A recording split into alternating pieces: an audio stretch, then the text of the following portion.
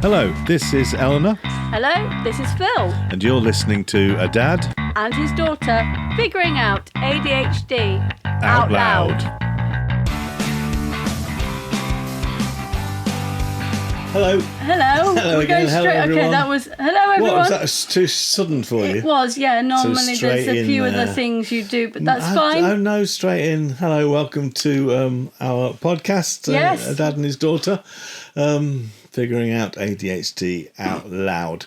Now, a couple of episodes ago, we mentioned RSD, which I can never remember what it stands for. RSD. It's rejection sensitive dysphoria, isn't it? That's rejection sensitive dysphoria. We had a nice long chat about it, our usual sort of 20 minutes, half an hour. Yep. But then you came away thinking... Well, yeah, I had to think. I thought, well, in our usual way, friendly, jolly, light-hearted. We were quite light with it when we first touched upon it. It's ADHD, isn't it? And we don't want to have a downer on everything, you know. We want to celebrate having ADHD. Yeah, absolutely. Because it's not an illness, it's a neurodiversity. I think that's really important, that there's nothing wrong with us. I mean, just because our brains work differently. Say we are neurospicy. Neurospicy? No, I think is that to do with sexuality as well? No. Okay, I just get confused. I'm an old man. No, neurospicy means we're just a bit spicy on the... A bit freaky. A bit, I would call it freaky. Come from the 60s. In the 70s, you'd be freaky. And it's not a bad thing, as in, ooh, you freak. It was more of a, hey, you're freaky. Anyway, it is a neurodiverse. It's not an illness. Neurodiversity is just, we're all neurodiverse. Even you people who think you're standard.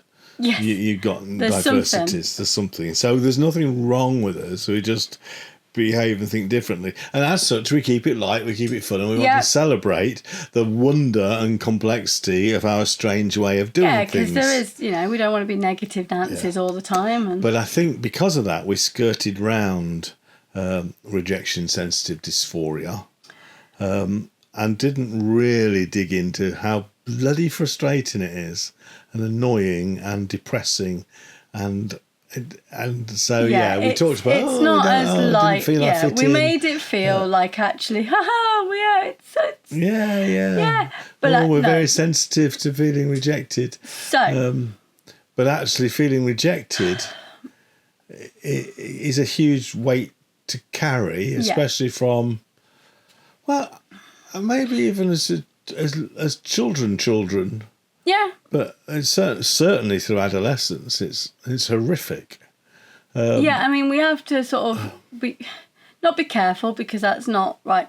But there will be people who will think, well, everyone has that rejection sicky, and we've got to make it clear. Especially in adolescence. Especially when you are in the your teenage, young adult, that everything just feels like pressure all the time. Yeah. But it's not that those that have RSD suffer. Like, it's constant. It's a sickening feeling every day. Yeah. And it's not just a particular thing. So it's not just, but it's exam, so of course they're going to feel, frightened. And it's not that. It's the constant feeling of... In fact, if you're talking about that exam period, that adolescent exam period, to me, if I think back, the exam bit was the lightest part of it. And it probably is, actually, Because it was easier than the social rejection. Yeah, because you knew with your exams, you were like, you can be you on paper. So you against the paper. And that would be it. Yeah. So those that going, but I've got those, and it's that they're struggling with, it's probably... Yeah. So when I got home and cried myself to sleep at night, it wasn't because of the exam paper. No. Or it wouldn't have been because of that. So it wasn't because I'm feeling stupid because I couldn't answer the questions. No. It would have been because somebody looked at me oddly on the way home. Yeah. Or I felt threatened by somebody cycling past me. Yeah. Or... I mean, even a friend may have said something to you in a way that... means they're not your friend anymore. For them. Like, they may have had... Because I get it when my friends are in a sticky situation themselves, so they're feeling a bit down and depressed and whatnot, and they'll be like, I'm fine. But they'll say it in a way that then makes me feel for a very long time of like, what have I done? Yeah. What have I said to them to make them... And I think in teenage years that's particularly difficult because as an adult I can process through the sense of, did I say something wrong? Yeah. Am I being oversensitive? And even when I didn't know what ADHD was, I could at least wrestle with the fact that, why am I so oversensitive? Yeah. Oh, you're just being oversensitive now. You're just being reactionary. Stop it. Pull yourself together. Yeah. They probably didn't mean it. They probably had a bad day. As an adult, I can process that through. For teenagers with ADHD, it is, you can't process that so clearly. So you are convinced that the person hates you now. You're convinced that you've made an absolute fool. And they will all be talking about you at school. Yeah. And they will all I had that through my teenage years at school were never the best. I never had a massive group of friends. But when I did have a few friends, I was always conscious of, are they actually my friends? And I struggled with the knowing when they're too nice. It's too nice to be true, that sort of saying. Can we tie in with this? What I understand, and we've not explored it anywhere else yet, but what I read is ADHDers also are very quick to become deeply emotionally attached to people. So we struggle with maintaining friendships. We struggle making friendships, and we struggle with delving in too fast too soon. We delve into as the reason I tie that in is that sense of it's not just your mates who you think might be off with you. No. But it's your mates who you passionately, deeply want to be friends with. Yeah. Who might be rejecting you. Yeah. And that extra feeling, from what I understand, ADHDs have this much deeper emotional connection over a short period of time. Yeah, because we do this thing of like, so somebody could come up to you wherever, and it would mainly be when you're at school, you're young, and they're like, oh, come on, let's go and do this, we'll be friends. As ADHDers, you're very quick at not realising they're doing that to make fun of you, like that. All right, that's cruel. That's mean. But no, as in you don't know yourself. So like, you're not sure whether they mean that you want to be friends, or whether are they just. So you end up kind of going, oh, they're being really nice, fab. I'm going to be their friend, and then you fall into that trap of being emotionally attached too soon, too quick. Oh well, that's unfair. If somebody's playing that game, that's cruel to anybody. But no, I was thinking more of people genuinely are your friends. Yeah, there's that as well. But because you become deeply emotionally connected to them, when they do something that's a bit off, you feel it much more deeply. Yeah. And you'll feel it for days and weeks on end if it's not sorted. The hours I spent walking round and round the school, wondering why certain friends had gone to a different place at lunchtime. Yeah. Or said something, or gone home early, or whatever. It would especially be like if they said, oh, I'll see you after school, or I'll see you. And they didn't turn up. And they weren't there. You'd be like, but why? Was it something I... So there's a double thing there. There's two things going on. There's a whole thing there. There's a whole complexity of trying to work out, did I do something wrong? Why do they not like me? But that's tied up with, I now feel broken. I feel emotionally bereft. There's also because I've been left, and it probably is a bit of that as well. Is being bullied within school. That the bullying side of things is never nice anyway. Yeah. But you end up feeling more sick from it because you are then feeling a bit like, well, no one. So then you end up going the other way of no one's going to be my friend, not even the friends that you think. So you end up going through this spiral of you're alone. There is nobody, and everybody you're going to speak to doesn't like you, no matter whether they're saying they're your friends and you can trust them. And I think you're right to say, I mean, these things are all part of growing up. They're all part of adolescence. I suspect everybody does feel some aspects of that. Yes. But it seems to be that ADHDers go really deep with it. Because those... Now, I never got bullied particularly, but I was terrified of being bullied. Yeah. So I was very good at avoiding it. You hide. You could have given me some tips. You hide. Yeah. You just hide. But I think those that don't have or don't struggle with ADHD, but just have that sickiness, can leave it wherever it is. So if that instance happened at school, they leave it at school. They can leave it at school. And we can't go into the modern day age. I mean, you might be able to. I can't. The whole social media stuff. I can't so much. It terrifies me. It makes my blood run cold. The idea that people at school could contact me at home. That terrifies me. Social media wasn't massive when I was at school, so I missed that bit Bad out. enough with people at work sending me emails. That's terrifying enough. But those without ADHD and RSD can kind of just be able to package it up. Yeah, but imagine having ADHD at school, you're being bullied, you feel isolated and alone, and all of a sudden, messages start coming in.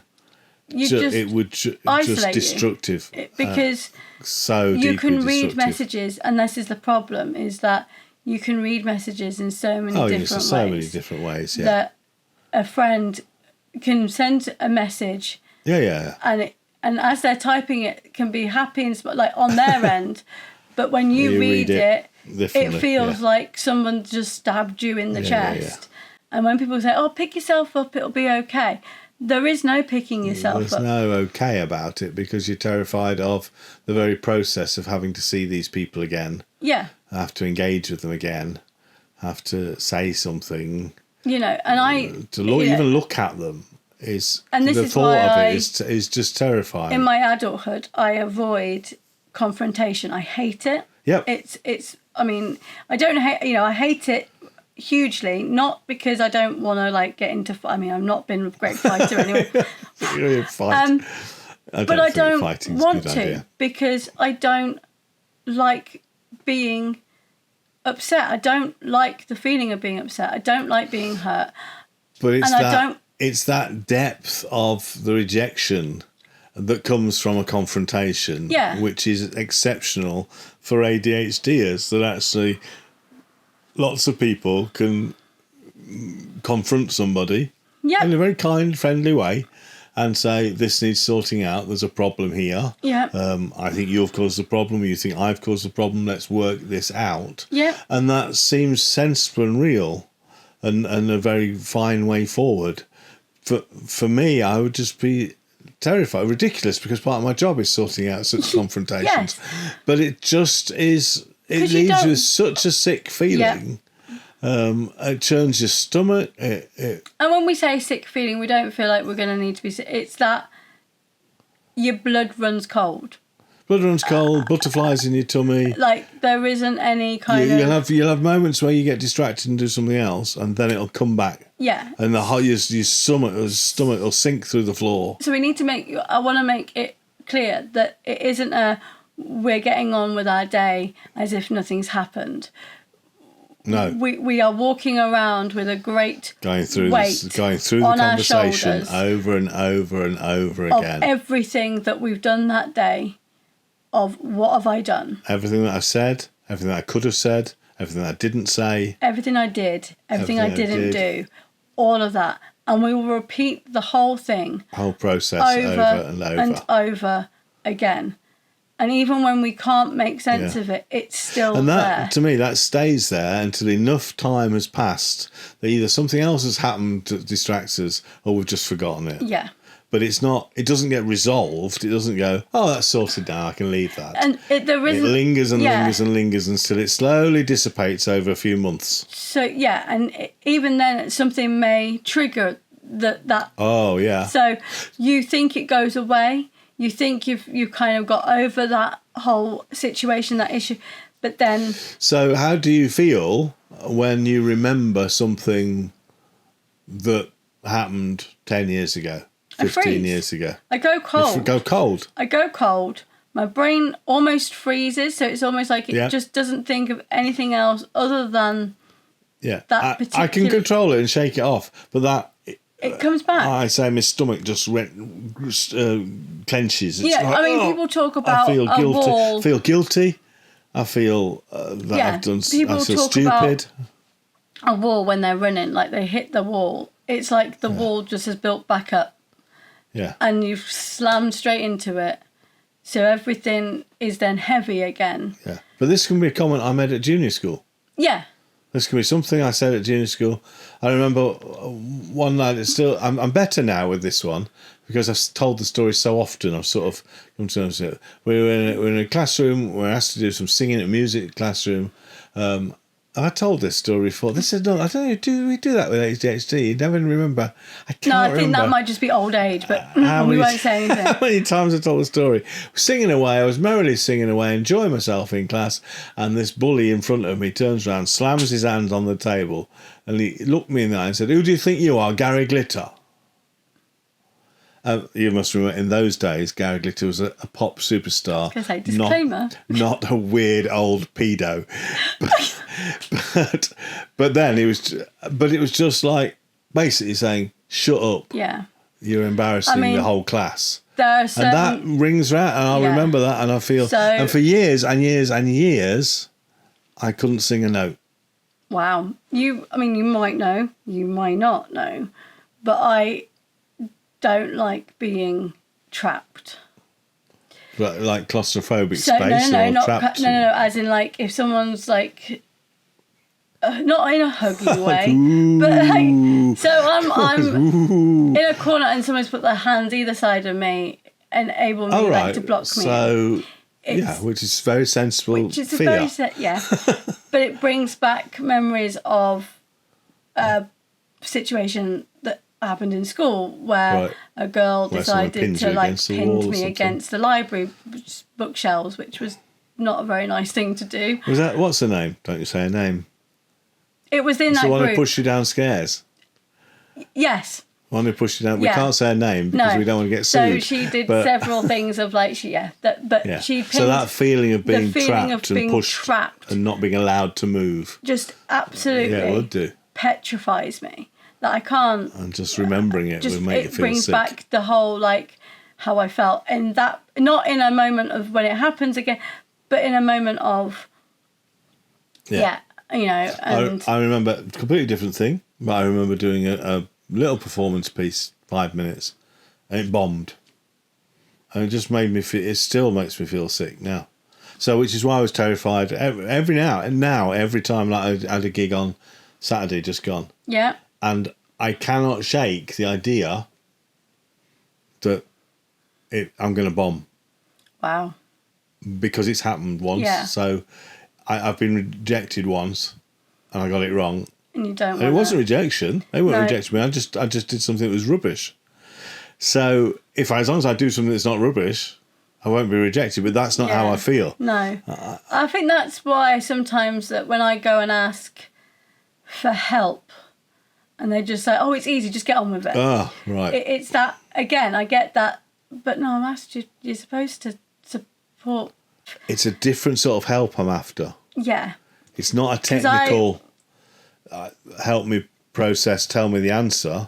And that's we haven't talked about it. Body doubling. Yep, that always. And actually, I think when you're going to say, "Can you help me with this?" is what we actually mean is, "Can you sit next to me?"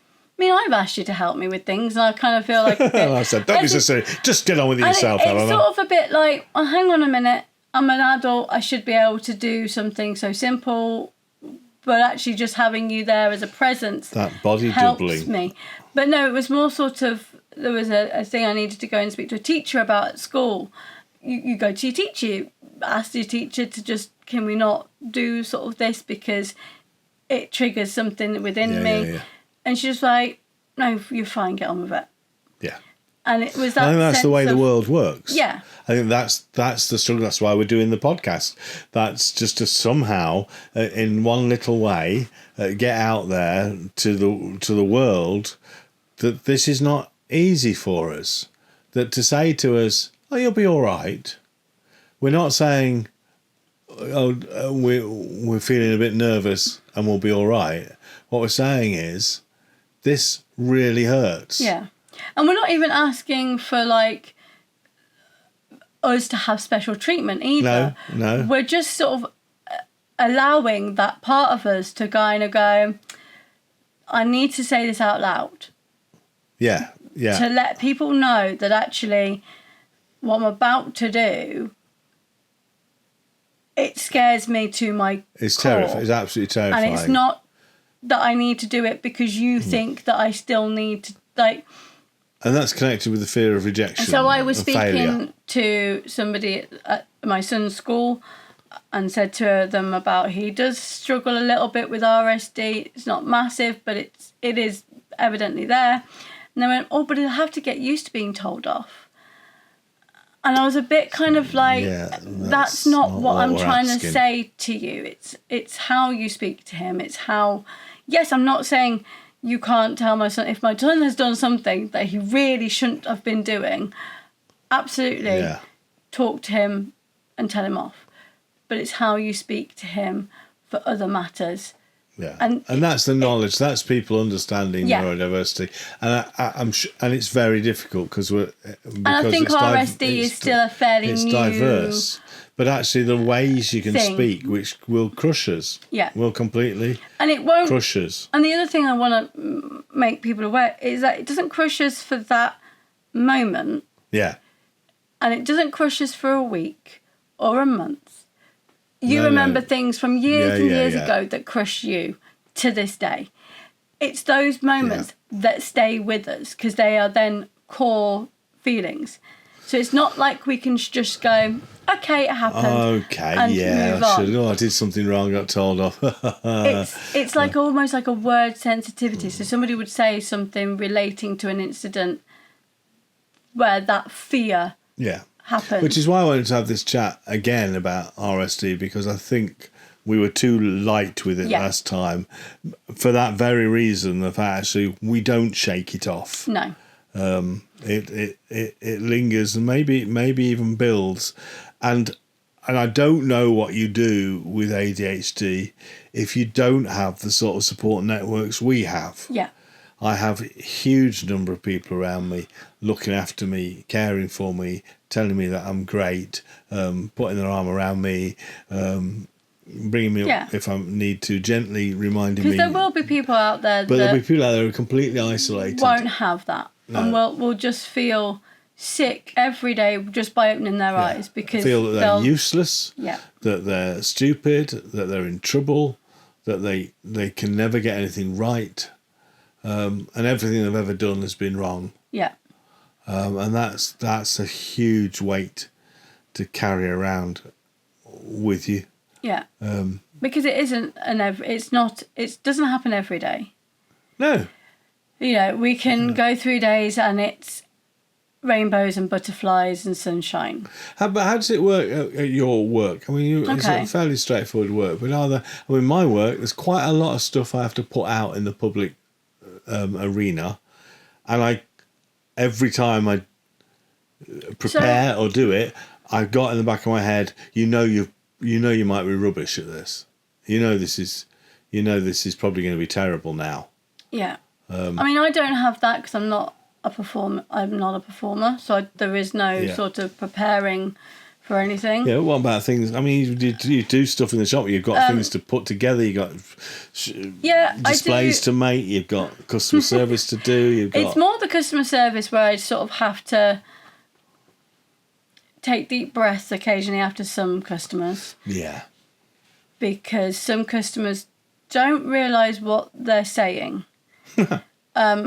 So there was a lady who was just like, well, this is, and it was to do with our self thing. She was just a bit sort of like self-service grumpy about it because it gave her a change. And anyway, she just basically blamed me or blamed it's your company. It's blamed your fault. the kind of like, well, this is why it's closing. And I was just a bit like,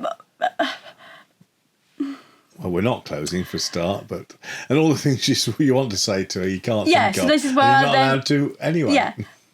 But sometimes, I mean, that one was easy to kind of brush off, and that's fine.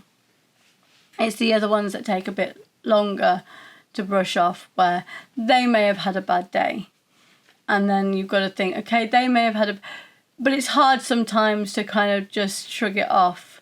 So, but because I'm like store facing, as in I'm there, and it might be that I've got a queue of people. Yeah, I can't. I cannot think about it for too long. Yeah. So yeah. And then thankfully, I just take a breath before I serve the next person.